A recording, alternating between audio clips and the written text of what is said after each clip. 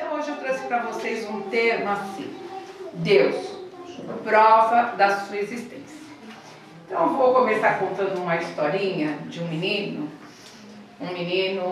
muito esperto, muito levado, uma criança muito vivaz.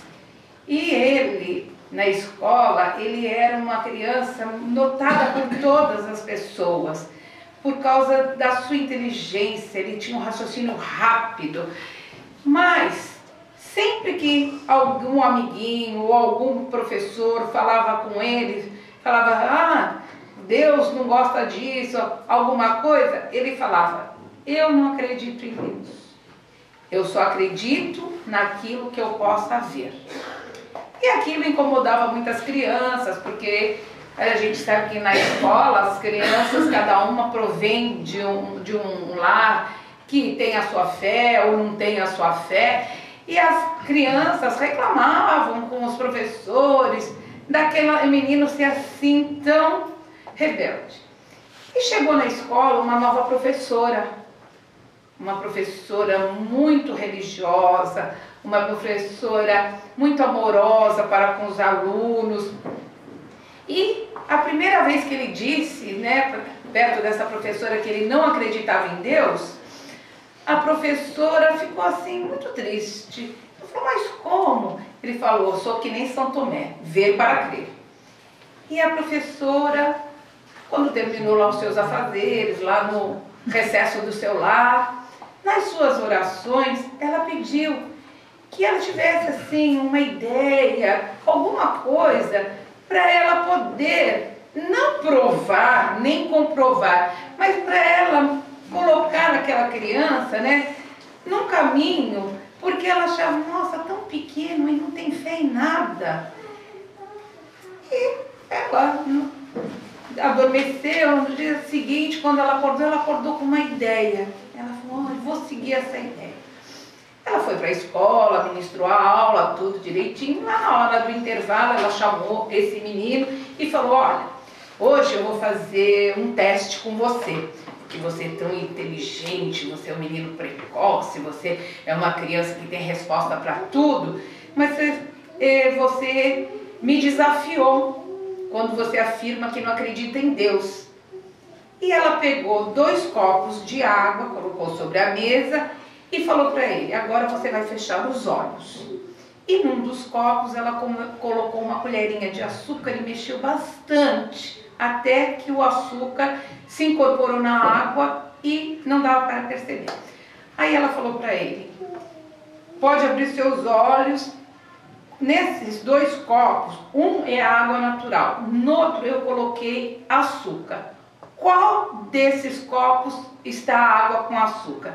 Ele falou, eu não sei dizer, porque eu só sei se eu provar. Eu provando eu falo para a senhora. Então ela falou, pode provar. Aí ele falou, este tem o açúcar. Então ela falou para ele assim, então, Deus é igual à água.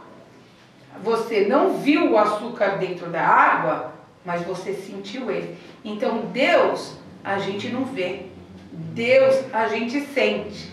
E a partir daquele momento, desse exemplo tão singelo, aquele menino se modificou, ele se transformou, ele começou a sua busca interior nisso que era Deus.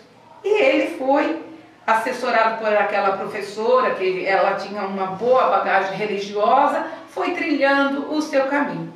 Então, nós aqui, recebemos muitas vezes aqui pessoas oriundas de outras religiões, de outras fés, ou sem nenhuma fé, e que batem à porta desse hospital espiritual no momento da dor, do desespero, do desequilíbrio. E a primeira coisa, quando a Lucy faz lá a entrevista com a pessoa, a primeira coisa que a Lucy sempre pergunta para ela, você reza, você faz oração, você conhece o Evangelho, você conhece Jesus? E muitas vezes a maioria não conhece nem o Evangelho, nem sabe o que é o Evangelho. Porque muitas pessoas, eu já ouvi isso de uma professora do meu filho que disse para mim assim: os espíritas roubaram o evangelho dos católicos. Gente, nós não somos espoliadores de ninguém, nem o evangelho é propriedade de ninguém. O evangelho é para todos nós, só que nós temos uma visão espiritualizada das passagens evangélicas. Então é diferente, nós não espoliamos nada nem ninguém. Muitas pessoas também se admiram pelo fato de, na nossa casa, a gente fazer a oração do Pai Nosso e depois, no encerramento, a prece de cartas, onde tem instituições que fazem só uma prece de viva voz e não oram. Ora, o Pai Nosso é uma oração que não é de ninguém. É a oração mais singela, é a oração que foi proferida por Jesus. Quando os apóstolos perguntaram a ele: como podemos orar ao Pai? E ele, com aquelas palavras bem simples, mas de um conteúdo profundo, proferiu o Pai Nosso, que na Bíblia, no Evangelho de Mateus, está como oração dominical. É o nosso Pai Nosso. E a prece de Caritas, quando a doutrina espírita já estava sendo codificada, ela foi psicografada por uma médium francesa e no mesmo tempo da codificação do espiritismo, e ela chegou até nós porque é uma prece de súplica, é uma prece onde nós, ali abrange todos os petitórios que a gente faz em prol do nosso próximo e de nós mesmos, tá? Então vamos continuar lá a historinha. Bom, para os homens, né, desde os primórdios, de nós seres primitivos, nós já tínhamos uma noção do Deus. Mas, como ainda nós éramos atrasados moral e intelectualmente, nós atribuíamos Deus às forças da natureza. Então, o Deus Sol, o Deus das águas, o Deus da chuva, o Deus do raio. Então, as várias raças, né, da antiguidade que se formaram através da chegada dos homens na Terra, então foram povos que tinham dentro deles ainda adoração às coisas da natureza, porque acreditavam que as forças da natureza era cada uma um Deus inseparável. Ainda hoje existem pessoas que confundem e que acham: o sol é o Deus. Gente, a gente tem que ver que todas as coisas da natureza são feitas pelo Criador, elas são atributos do Criador, assim como nós. Porque se nós falarmos que o sol é Deus vivo, que o mar é Deus em movimento, então nós também somos Deus, porque nós somos criaturas, fomos criados por Ele. Mas, a partir da nossa evolução um pouquinho material e espiritual, através de Moisés, há 3.700 anos atrás, nós tivemos a conotação de um Deus único. Só que Moisés, ele, naquele momento, ele precisou colocar um freio naquele povo, que era um povo vingativo, era um povo ainda que era olho por olho, dente por dente, enfim, era um povo ainda rebelde, era um povo ainda que tinha os rudimentos dos instintos muito mais fortes do que os rudimentos do sentimento. Então Moisés, para conter aquele povo, ele colocou como Deus sendo um Deus severo, um Deus vingativo, um Deus que não perdoa. E através dos tempos, isso ainda se perpetuou. Até hoje muita gente fala: Deus castiga, Deus não perdoa. A gente vê aí no palavrório popular. Mas com o advento de Jesus, com a chegada de Jesus aqui na Terra, Jesus deu a conotação perfeita do que é Deus. Jesus mostrou que Deus é espírito e verdade. Ele nos diz que Deus é espírito, é verdade, é benevolência, é justiça, é bondade. Então, nós que já estávamos mais adiantados espiritualmente e intelectualmente e moralmente, começamos a absorver esses novos ensinamentos. Não que os ensinamentos de Moisés naquele momento, naquele tempo, fossem errôneos. Não. Ele foi necessário e adaptado àquele momento que a humanidade vivia. Mas Jesus já nos trouxe uma nova conotação, a conotação nova do amor ao próximo, do amai-vos uns aos outros, do perdão, perdoar 70 vezes, 7 vezes. Jesus trouxe a humildade, a caridade, a fé. E com o advento da doutrina espírita, o Espírito de verdade nos trouxe o esclarecimento das passagens, das parábolas, do ensinamento do Cristo. O Espírito de verdade, na verdade, ele esmiuçou para nós aqueles ensinamentos que muitas pessoas têm dificuldade, porque tem pessoas que nunca abriram a Bíblia.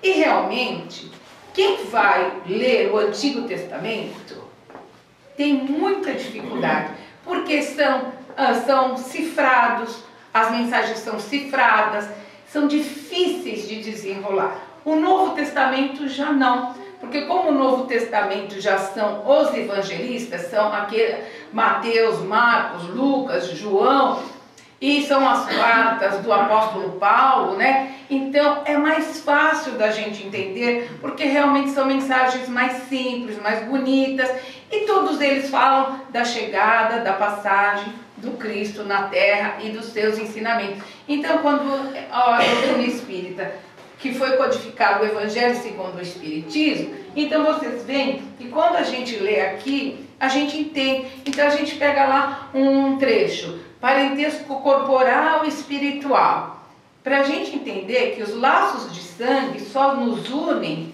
enquanto a gente está encarnado. Com a ruptura desse laço de sangue, ou seja, com a nossa partida para o plano espiritual, aqueles que não tinham um laço espiritual, eles se desligam. Então, muitas vezes as pessoas falam, quando eu morrer, será que eu vou encontrar meus familiares? Será que eu vou ver o meu avô, a minha avó? Se a gente tem um laço espiritual com esses espíritos, com essas almas, provavelmente nos reveremos.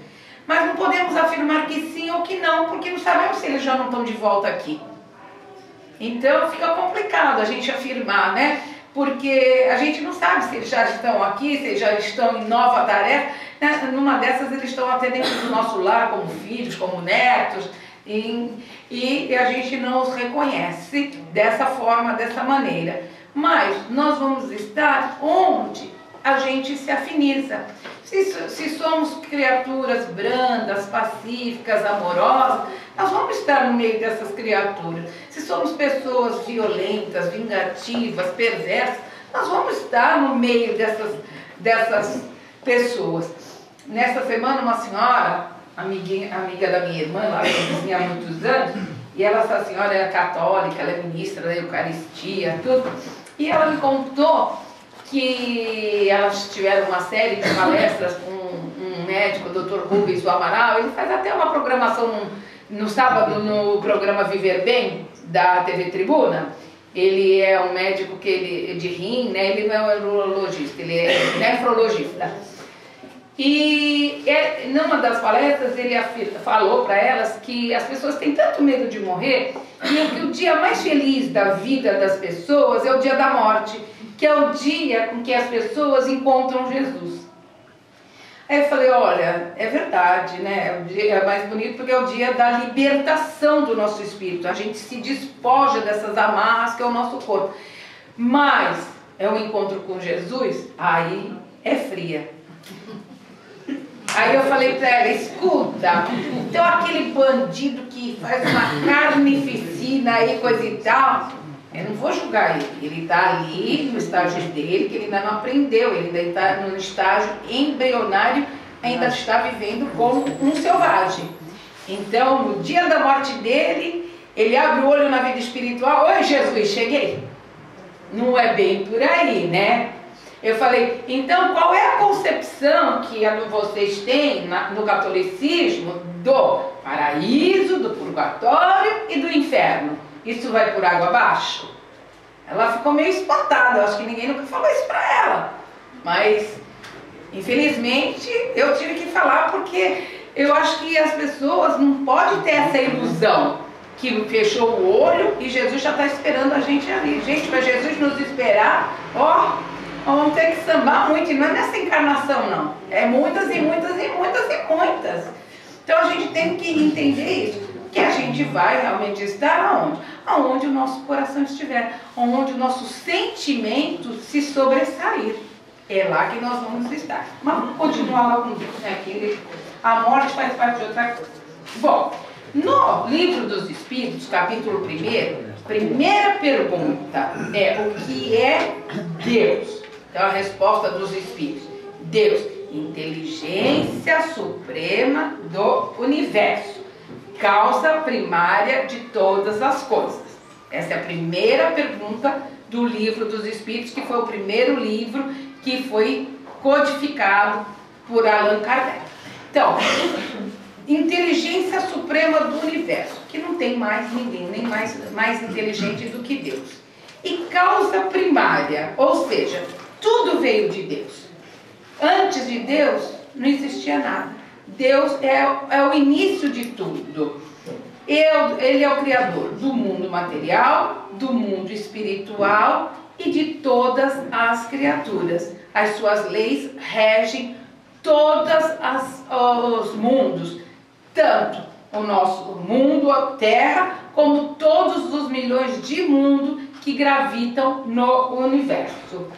Deus não tem corpo, não é homem nem mulher, não é velho nem moço, não é preto nem branco. Por que a gente fala não é velho nem moço?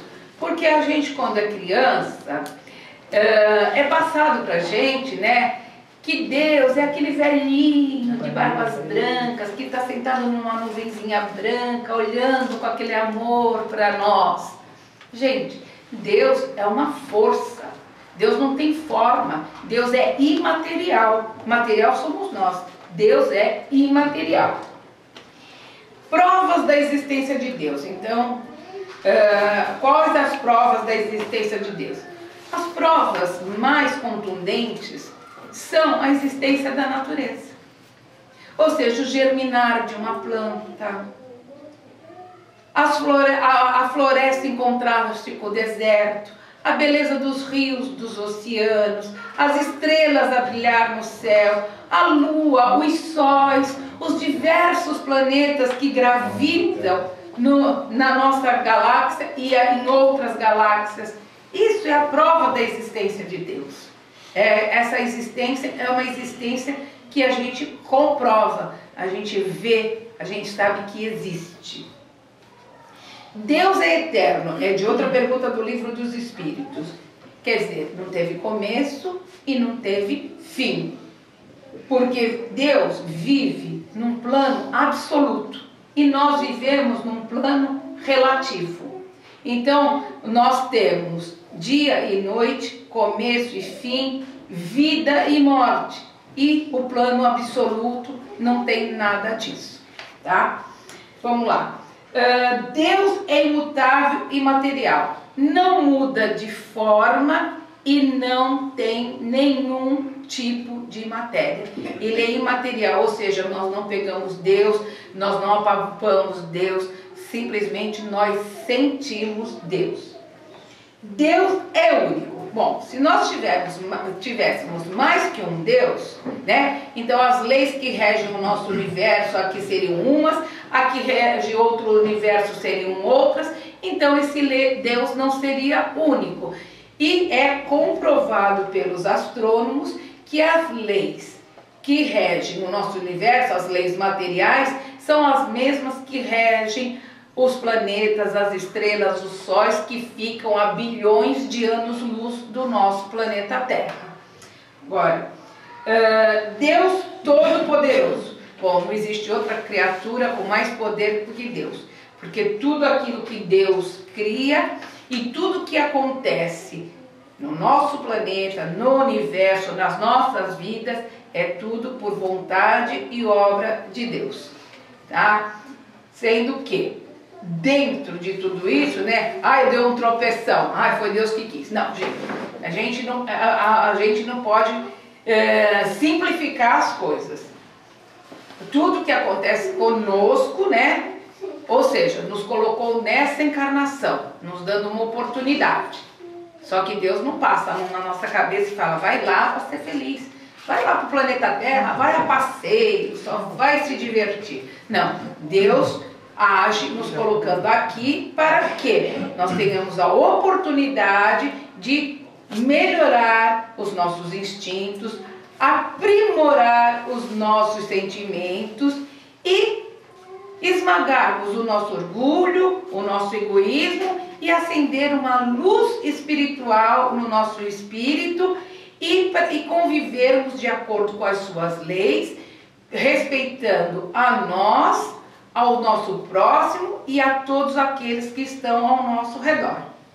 Isso é o que Deus nos dá, tá? Então, a gente tropeçou, foi assaltar, a gente é atraído para coisas que estão na nossa caminhada e nós precisamos nos libertar. Então, deixa eu ver mais o que. Então é assim, Jesus, quando esteve aqui entre nós, ele nem se referia a Deus, ele falava o Pai eterno, o Pai imortal.